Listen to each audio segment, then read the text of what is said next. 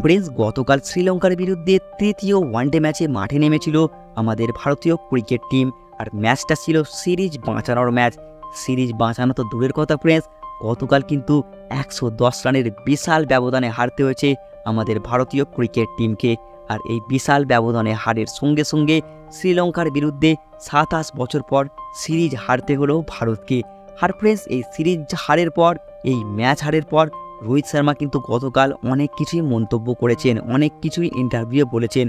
আর কী বলেছেন চলো তোমাদের জানিয়ে দিই।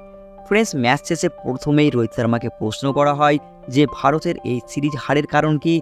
ভারতের টি-20 বিশ্বকাপ জয়ের পর ওভার কনফিডেন্স। হ্যাঁ ফ্রেন্ডস, ভারতের ওভার কনফিডেন্সের কারণে কি সিরিজটা ভারত হেরেছে, এটাই কিন্তু প্রথমে প্রশ্ন করা হয়। আর প্রথমেই তার উত্তরে রোহিত শর্মা বলেন যে এটা বাজে কথা। যখন আপনি ভারতের হয়ে মাঠে নামছেন তখন ওভার কনফিডেন্সের কোনো জায়গা নাই।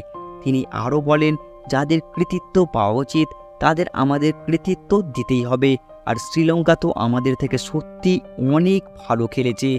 আর আমরা পরিস্থিতি অনুযায়ী খেলার চেষ্টা করেছি, সেই মতো আমাদের টিমে কম্বিনেশন বদলও করেছি, কিন্তু কিছুই কাজ হয়নি।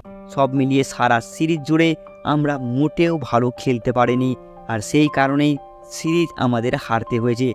ভারত অধিনায়ক আরও বলেন, ফ্রেন্ডস, যদিও সিরিজে কিছু ইতিবাচক দিকও রয়েছে, স্পিনাররা ভালো বল করেছে, কিছু ব্যাটার যেভাবে নিজেদের মেলে ধরেছে, ভালো লক্ষণ সেটা। তবে সিরিজ হারার পর আমাদের এই সব ইতিবাচক দিকগুলো নিয়ে বসে থাকলে চলবে না। আমাদের দেখতে হবে, আমাদের বুঝতে হবে এমন পরিস্থিতিতে ভালো খেলার জন্য কি করতে হবে আমাদের। রোহিত শর্মা আরও বলেন, সিরিজ হেরেছি মানে সব কিছু শেষ এমনটা মোটেও নয়।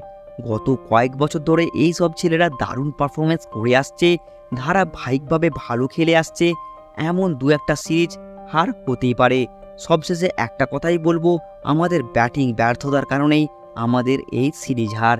হ্যাঁ ফ্রেন্ডস, ঠিক এটাই মন্তব্য করেছেন রোহিত শর্মা গতকালকে ম্যাচ হারার পর, সিরিজ হারার পর। আর কার্যত ব্যাটিং বিভাগকেই দায়ী করেছেন। ফ্রেন্ডস, তোমাদের কি মতে বলে, সত্যি কি ব্যাটিং ব্যর্থতার জন্যই ভারত এই সিরিজটা হেরেছে? তোমাদের মতামত কমেন্ট বক্সে লিখে জানাবে। আর ভিডিওটি দেখার জন্য অসংখ্য ধন্যবাদ।